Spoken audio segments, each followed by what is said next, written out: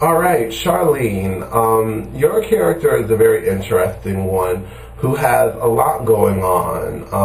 Her montage has a lot of images in it that I would like for you to get into, but to start off explaining some of it, we'll go ahead and jump on into it. The very first picture in the top left is an image of Ike and Tina Turner. Most people know that Ike and Tina Turner had a very abusive, rocky, up and down relationship, but they created really, really great music and were artists together and had a very volatile relationship. So I think that that mirrors what Professor Karan and Charlene have. Next to it, there is an image from a movie called Life is Hot in Cracktown of a young woman who has just been sort of beaten and almost willfully raped. It's a very odd scene in the fetal position, sort of totally destroyed and crying, and I think that it's indicative of where Charlene is emotionally.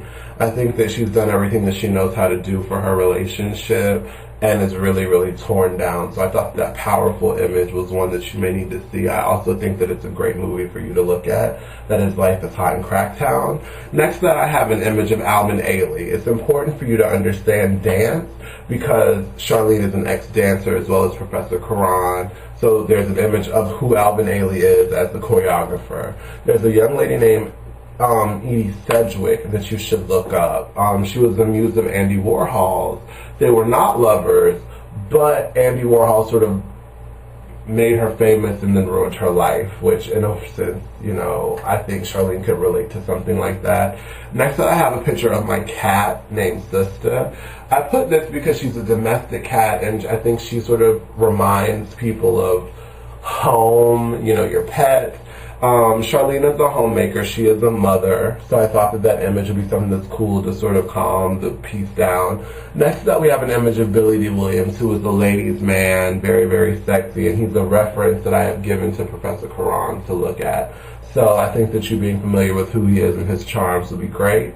Next up I have images of Liza Minnelli and some of her castmates in Cabaret. I think that that shows the wild, crazy, debaucherous young side of Charlene. We have